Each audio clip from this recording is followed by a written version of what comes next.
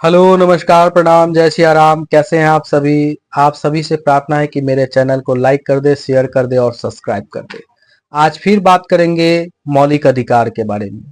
मौलिक अधिकार में दूसरा मौलिक अधिकार जो हम लोगों को प्राप्त है, स्वतंत्रता का अधिकार, उसके बारे में बात करेंगे।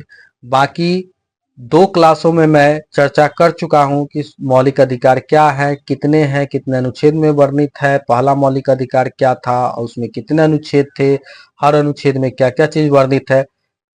पहले दो क्लासों में मैं चर्चा कर चुका हूं। तो जो बच्चे या जो पर्सन इस वीडियो को देख रहे हैं वो पहले जाके मेरा दो वीडियो मौलिक अधिकार पे जो है वो मेरे चैनल पे अवेलेबल है, जाके देख सकते हैं।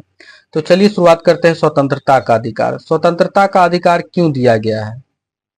तो देखिए, पहले के जमाना में राजा महाराजा होते थे तो उनके सामने कोई चू नहीं बोल पाता था, और ना कोई अपने से कोई अपना काम कर पाता था। मतलब हर चीज के लिए परमिशन लेना पड़ता था। अभी मिलेगा नहीं मिलेगा।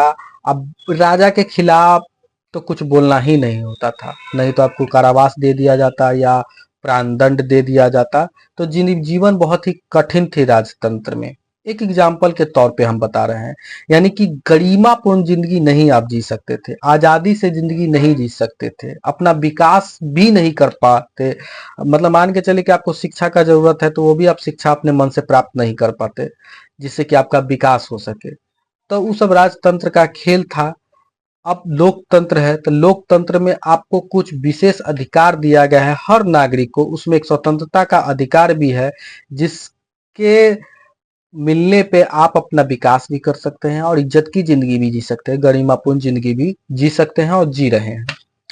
तो इज्जत से जिंदगी जीने के लिए अपना विकास करिएगा तब ना देश के विकास में योगदान दीजिएगा। तो ये सब चीज के लिए ना स्वतंत्रता का अधिकार हम लोगों को एक मौलिक अधिकार के रूप में दिया गया है। स्वतंत्रता का अधिकार जो है ना, अनुच्छेद 19 से 22 के बीच में वर्णित है। अनुच्छेद 19 से 22 के बीच में वर्णित है। तो बारी बारी से देखेंगे 19 में क्या अधिकार है, 20 में क्या है, 21 में क्या है, 22 में क्या है। सबसे पहले देख लेते हैं अनुच्छेद 19। अनुच्छेद 19 में ना अभिव्यक्ति की आजादी दिया गया है। क्या दिया गया है? अभिव्यक्ति की आजादी। सवाल कैसे बनेगा? तो क्वेश्चन आ सकता है कि अभिव्यक्ति की आजादी हमें किस अनुच्छेद से प्राप्त होती है? तो अनुच्छेद 19 ऑप्शन में रहेगा, तो अनुच्छेद 19 मार दीजिएगा। अब अभिव्यक्ति की आजादी में 6-7 पॉइंट है, 5-6-7 नहीं, 5-6 पॉइंट है। उस जैसे 19 अनुच्छेद 19 हो गया तो 19 का क ख ग ग या ए बी सी डी करके आप इसको समझ सकते हैं। तो देखते हैं कि अभिव्यक्ति की आजादी में क्या क्या आता है। तो सबसे पहला आता है बोलने की आजादी, ठीक है। दूसरा आता है समूह बनाने की आजादी। तीसरा आता है संघ या संगठन या यूनियन बनाने की आजादी। चौथा आता है देश में कहीं भी आवागमन की आजादी। पांचवा आता है कि आप देश में कहीं भी निवास कर सकते हैं। छठा आता है कि अपने जीविकोपार्जन के लिए कोई भी धंधा पानी रोजगार स्टार्ट कर सकते हैं। कैसे इसको याद रखेंगे? तो देखिए, सपोज दैट मान लीजिए कि आप बिहार सरकार या केंद्र सरकार के कोई फैसला से या कोई कानून से या कोई बात से आप सहमत नहीं, तो आप क्या किए कि बोलना स्टार्ट कर दिए सरकार के खिलाफ। ठीक है, नीतीश बाबू के खिलाफ आप बिहार सरकार के खिलाफ आप कुछ बोलना स्टार्ट कर दिए। बोले कि बोले, लेकिन फिर भी नीतीश सरकार आपका बात नहीं सुन रहे हैं। तो देखिए, यहाँ सरकार के खिलाफ आप बोल सकते हैं, राजतंत्र में राजा के खिलाफ आप नहीं बोल सकते हैं। क्या है कि वहां पे मौलिक अधिकार बोलने का आजादी, अभिव्यक्ति की आजादी यानी बोलने की आजादी नहीं था। लेकिन यहाँ लोकतंत्र में हमें बोलने की आजादी है कि जो गवर्नमेंट है, जो सरकार है, अगर उसका कोई काम आपको पसंद नहीं आ रहा है या उनके काम में खामी है तो आप उसके खिलाफ बोल सकते हैं, यानी पहला बोलने की आजादी है। ठीक है, इस पे आपको कोई दंडित नहीं कर सकता है। अब व्यक्ति की आजादी है, बोलने की आजादी, बोल सकते हैं। लेकिन आप नीतीश बाबू के खिलाफ कुछ बोले लेकिन फिर भी उनको वो बात वहां तक पहुंचा नहीं। तो आप क्या किए कि वो चदरा बिछा दिए, 4-5 आदमी को इकट्ठा कर लिया, बैठ गए धरना प्रदर्शन करते लगे, यानी समूह बना लिए। तो पहला है बोलना, यानी बोलकर आप आवाज पहुंचाए, नहीं पहुंचा तो आप क्या बना लिए? 4-5 आदमी को इकट्ठा किए, चदरा बिछाए, आप बैठ के धरना प्रदर्शन चालू कर दिए, यानी समूह बनाए। ठीक है, तो बोलने की आजादी, समूह बनाने की आजादी, जिसमें धरना प्रदर्शन एक शब्द यूज होता है, इसको आप ध्यान में रख सकते हैं। लेकिन इसमें एक बात और ऐड कर लीजिए कि बिना हथियार के शांतिपूर्ण ढंग से, तो देखिए, बोले तो नीतीश बाबू के पास आवाज नहीं पहुंचा तो आप समूह बना लिए। समूह बनाए, 4-5 आदमी को इकट्ठा करके चदरा बिछा के एक जगह शांतिपूर्ण ढंग से धरना प्रदर्शन चालू कर दिए। फिर भी नीतीश बाबू के पास कोई आवाज नहीं आपका पहुंच रहा है, कोई सरकार उसमें एक्शन लेने के लिए तैयार नहीं है। तो आप क्या किए कि देखे कि ना भाई, बोले हम अकेले तो हम अकेले के बोले तब पर भी कोई सुनवाई नहीं है। 4-5 आदमी को बैठाए चदरा बिछा के, फिर भी कोई सुनवाई नहीं है। तो आप क्या किए कि 100, 200, 500 आदमी को जोड़ के एक संगठन बना लिए, समूह बना लिए। जैसे फैक्ट्री में काम करता है बहुत सारा एम्प्लॉई या लेबर, तो उस सबका भी एक यूनियन होता है, लेबर यूनियन या बहुत सारा तरह का नाम रहता है। तो उस तरह से आप समूह बना लिए 400, 500 आदमी का, फिर भी सरकार नहीं सुना। तो आप सोचिए कि ना, ऐसे नहीं होगा। अब हम देश के हर कोना में जा जा के हर आदमी को ये बात समझाएंगे, कहेंगे, आप अपने साथ जोड़ेंगे। तो देश में आप कलकत्ता गए, बम्बई गए, बनारस गए, केरल गए, बहुत सारा जगह गए, यानी देश में कहीं भी आवागमन की आपको आज़ादी है। आप कहीं जाइएगा तो ठहरिएगा, तो निवास का भी आज़ादी है, देश के किसी भी कोना में जाके निवास कर सकते हैं। और जहाँ निवास कीजिएगा तो भाई कुछ खाएगा पीजिएगा ना, जीविकोपार्जन के लिए कुछ चाहिए ना भाई, तो आप उसके लिए रोजगार कीजिएगा, तो आपको रोजगार करने का भी अधिकार है। यानी कि एक लाइन में ध्यान में बैठा लीजिए कि अभिव्यक्ति की आज़ादी है, तो अभिव्यक्ति की आज़ादी में सबसे पहले क्या चीज बोल सकते हैं आप, ठीक है, बोलने की फुल आज़ादी है। दूसरा है कि नहीं समूह बना सकते, बोलने से नहीं काम बना अकेले, तो समूह बना लिए। समूह से काम नहीं बना तो संघ बना लिए, संगठन बना लिए। संगठन भी से काम नहीं बना तो देश में हर जगह घूम घूम के आदमी को जुटा रहे हैं, यानी आवागमन, देश में कहीं भी आवागमन की आजादी। अब उसके बाद भी काम नहीं बन रहा है तो आवागमन कर रहे हैं भाई, तो कहीं ना कहीं रुकना भी पड़ता होगा ना। तो निवास का अधिकार भी है आपको, कहीं भी देश में आ जाके आप निवास कर सकते हैं। और लास्ट है, निवास कीजिएगा तो जीविकोपार्जन के लिए तो कुछ तो धंधा करना पड़ेगा। तो आपको देश में कहीं भी किसी भी कोना में अपने जीविकोपार्जन के लिए धंधा पानी करना भी आपका मौलिक अधिकार है। तो अभिव्यक्ति का आजादी में 4-5 पॉइंट था, आपको उम्मीद है कि याद हो गया। बोलना, समूह बनाना, संघ बनाना, विचरण करना, कहीं भी आना जाना देश के किसी कोने में, ठहरना, निवास करना, कहीं भी आप बस सकते हैं, घर बना सकते हैं, रह सकते हैं। और लास्ट, जीविकोपार्जन के लिए कोई भी धंधा किसी देश के किसी भी कोने में आप कर सकते हैं। ये हो गया अभिव्यक्ति की आजादी जो अनुच्छेद 19 में देती है। तो अनुच्छेद 19 में सवाल बन सकता है बहुत सारा कि बोलने की आजादी किस अनुच्छेद में है, तो 19 में। समूह बनाने की आजादी किस में, तो अनुच्छेद 19 में। देश में कहीं भी विचरण आवागमन करने का अधिकार हमें किस अनुच्छेद से प्राप्त होता है, तो 19 से। बस जाने का तो 19 से, जीविकोपार्जन का तो 19 से। और ये किसके अंतर्गत, स्वतंत्रता के अधिकार के अंतर्गत। अगला है 20 में है अपराध दोष सिद्धि के संरक्षण में अधिकार। यानी आप कोई क्राइम कर दिए, अपराध कर दिए, तो उसके लिए भी आपको 3 अधिकार दिया गया है। वो 3 अधिकार क्या है, तो जिस समय आप अपराध किए हैं ना, पहला है जिस समय आप अपराध किए, आपको उसी समय उस अपराध के लिए जो सजा था उतना ही सजा आपको, मतलब कि मान के चलिए थी, कोर्ट स्थापित कर दिया कि हाँ आप अपराधी हैं, कोर्ट सजा सुनाने जा रही है आपको, न्यायपालिका आपको सजा सुनाने जा रही है। तो जिस समय आप अपराध किए थे, मान के चलिए 2015 में आप एक क्राइम किए, उस क्राइम के लिए आपको 4 साल का सजा था उस समय, तो आपको सजा मुकर्रर हुआ 2018 में। तो आपको 2015 में उस अपराध के लिए जो सजा था उतना ही सजा आपको 2018 में मान के चलिए कि मिलेगा। यानी कि आप जो अपराध जिस समय किए थे उसी के कानून के अनुसार आपको सजा मिलेगा। एक अपराध के लिए आपको एक ही बार दंडित किया जा सकता है। ये नहीं कि भाई अपराध कर दिए, मोबाइल चोरी कर लिए, अब उसके लिए पुलिस पकड़ के ले गया, सजा मिल गया, सजा काट के आ गया, फिर जाके पुलिस पकड़ लिया, तो नहीं। एक अपराध के लिए आपको एक ही बार दंडित किया जा सकता है। और तीसरा है कि आपको अपना अपराध कबूलने के लिए मजबूर नहीं किया जा सकता है। क्या नहीं किया जा सकता है, मजबूर नहीं कि हाँ भाई तुम गवाही दो कि हाँ हम ये अपराध किए हैं, ये कोई आपको मजबूर नहीं कर सकता है। तो अपराध दोष सिद्धि के संबंध में जो संरक्षण है उसमें 3 तरह के मोटा मोटी बात है कि आप जिस समय अपराध किए हैं उसी समय जो कानून था, जितना सजा था उस अपराध के लिए उतना ही सजा आपको मिलेगा। दूसरा है कि आप एक अपराध के लिए आपको एक ही बार सजा मिलेगा, बार बार नहीं कि बार बार उठा उठा के ले जा रहा है उसी अपराध के लिए आपको सजा दे रहा है, नहीं, एक अपराध के लिए एक ही बार आपको सजा मिलेगा, ठीक है। और अपने अपराध को कबूलने के लिए आपको कोई मजबूर या विवश नहीं कर सकता है। तो पहला देखे थे अनुच्छेद 19 में अभिव्यक्ति की आजादी, जिसमें बोलना, समूह बनाना, संघ बनाना, विचरण करना, देश में कहीं भी आवागमन, कहीं भी निवास करना, कहीं देश के किसी भी कोना में अपने लिए जीविकोपार्जन का काम करना, यानी धंधा पानी करना, ये सब की आजादी 19 में अभिव्यक्ति। 20 में अपराध दोष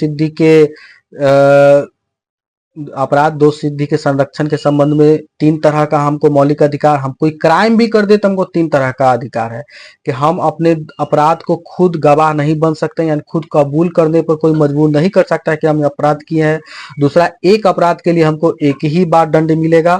और तीसरा कि जो है ना, एक अपराध के लिए हमको एक ही बार दंड मिलेगा। और तीसरा जो है कि जिस अपराध हम जोन साल में किए थे उस साल में उस अपराध के लिए जो सजा था उतना ही सजा हमको मिलेगा, चाहे बाद में कानून बदला जाए, चाहे कुछ हो जाए, लेकिन जिस समय अपराध किए थे उस समय जो कानून था उसी अनुसार हमको उस अपराध के लिए सजा मिलेगा।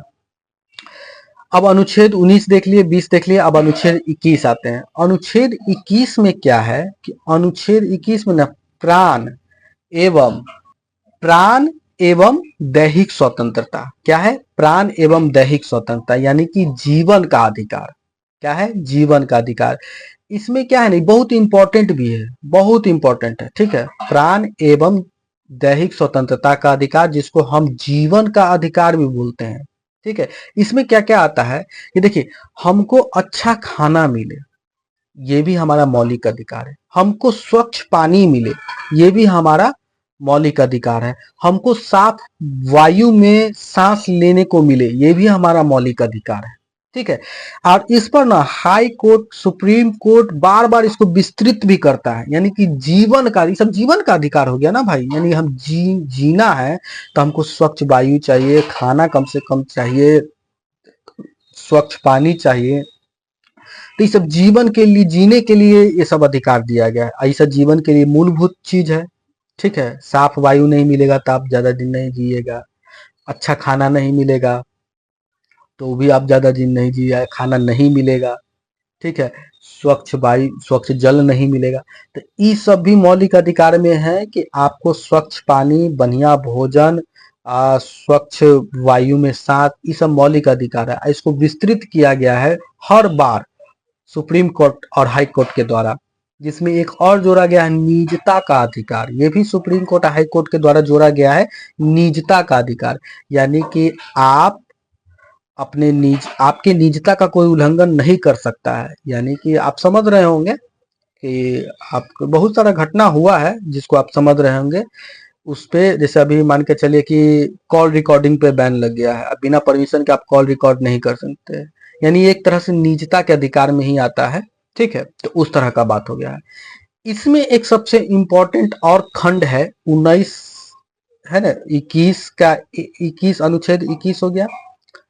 और अनुच्छेद 21 का ए में ये है, अनुच्छेद 21 का ए में ये है कि 6 वर्ष से 14 वर्ष के बच्चा को अनिवार्य एवं निःशुल्क शिक्षा देना भी मौलिक अधिकार है। अनिवार्य, एकदम जरूरी है, इसको कोई मना नहीं कर सकता है। निःशुल्क शिक्षा देना है कैसे, 6 से 14 साल के बच्चा को, 6 से 14 साल के बच्चा को 21 ए में, 21 ए में। ये कब दिया गया, तो 86वें संविधान संशोधन 2002 में, यानी कि 2002 में 86वां संविधान संशोधन किया गया।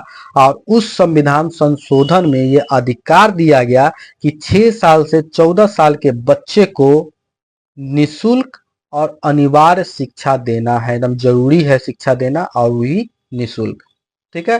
तो अभी तक स्वतंत्रता के अधिकार में हम 3 अनुच्छेद को देखे हैं। पहला देखे 19 अभिव्यक्ति की आजादी, तब बोलना, समूह बनाना, संघ बनाना, कहीं भी विचरण करना, देश के किसी भी कोना में, कहीं भी देश के कोना में निवास करना, और कोई भी धंधा करना देश के कोना में, यह अधिकार प्राप्त हुआ। 20 में देखे हम अपराध दोष सिद्धि के संबंध में संरक्षण, जिसमें एक अपराध के लिए एक ही बार हमको सजा मिलेगा। अपने अपराध को कबूलने के लिए अपने खिलाफ खुद गवाही देने के लिए कोई मजबूर नहीं करेगा। और जिस समय अपराध किए है उसी समय जो कानून था उस अपराध के लिए, उसी कानून के तहत हमको सजा मिलेगा। ठीक है, अपराध दोष सिद्धि में 3 गो हो गया। उसके बाद अनुच्छेद 21 में हम देखें तो अनुच्छेद 21 में क्या हुआ भाई कि अनुच्छेद 21 में प्राण एवं दैहिक स्वतंत्रता का जो अधिकार हमें दिया गया है, यानी कि जीवन का अधिकार। ये बहुत इंपॉर्टेंट अनुच्छेद है, अनुच्छेद 21, इसको ध्यान में रखिएगा। तो जीवन के अधिकार में क्या है भाई, तो हमको स्वच्छ पानी चाहिए, स्वच्छ जल हवा चाहिए, स्वच्छ भोजन चाहिए। ये सब जो है हमारा मौलिक अधिकार है। और कहने का मतलब है कि इसमें supreme court, high court bar बार इसको विस्तृत भी करते रहा है, जिसमें एक निजता का अधिकार भी जोड़ा गया है कि आपके कोई प्राइवेट चीज को कोई ऐसी ही मतलब कि सार्वजनिक नहीं कर सकता है, आपके निजता का सम्मान करना पड़ेगा सारे व्यक्ति को। ये भी मौलिक अधिकार में हाई कोर्ट, सुप्रीम कोर्ट के द्वारा जोड़ा गया है और ये हमेशा विस्तृत होते रहता है। क्या आपको 19 बता दिए, 20 बता दिए, 21 बता दिए, 21 का ए बता दिए और लास्ट है 22। ठीक है, तो 22 में है गिरफ्तारी के संबंध में स्वतंत्रता।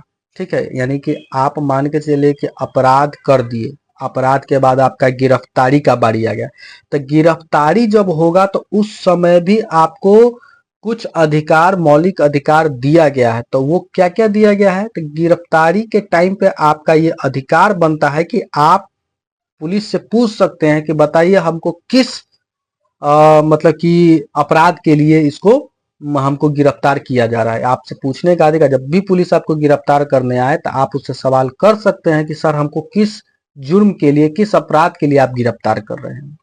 दूसरा है कि गिरफ्तार अगर आपको कर लिया, ठीक है, तो गिरफ्तार करके पुलिस ले गए तो उनका ड्यूटी है कि 24 घंटा के अंदर आपको मजिस्ट्रेट के सामने यानी न्यायपालिका के सामने उनको पेश करना होगा 24 घंटा के अंदर, जिसमें आवागमन का मतलब कि मान के चले कि आपका थाना बिद्दुपुर में है, आप न्यायपालिका हाजीपुर में, तो बिद्दुपुर से हाजीपुर जाने में 1 घंटा का समय लगता है या आधा घंटा का। तो आवागमन का समय छोड़कर, आवागमन का समय छोड़कर आपको 24 घंटा के अंदर उसको न्यायपालिका के समक्ष क्या करना है, पेश कर देना है। ठीक है, और इच्छा अनुसार, आपके इच्छा अनुसार आपको कानूनी सलाह लेने का यानी आपके अपने वकील से बात करने का भी आपको अधिकार दिया गया है। ठीक है, तो दोस्तों यहाँ पे समाप्त होता है क्या कहते हैं, मौलिक अधिकार। ठीक है, और जो भी है आप लोग जान रहे हैं, समझ रहे होंगे, याद हो गया होगा कि स्वतंत्रता का अधिकार हमें अनुच्छेद 19 से 22 के बीच में वर्णित है। 19, 20, 21, 22। 19 में हमें अभिव्यक्ति की आज़ादी, जिसमें बोलने की आज़ादी, समूह बनाने का, संघ बनाने का, घूमने फिरने का, देश में कहीं भी आवागमन और बस जाने का देश में कहीं, और रोजगार करने का अधिकार है।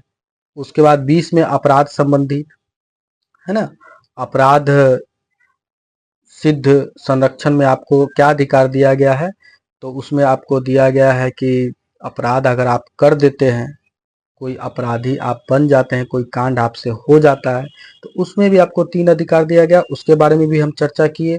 उसका जीवन का अधिकार, उसके बारे में भी चर्चा किए, और गिरफ्तारी के संबंध में उसके बारे में भी चर्चा किए। उम्मीद है कि आपको याद हो गया होगा।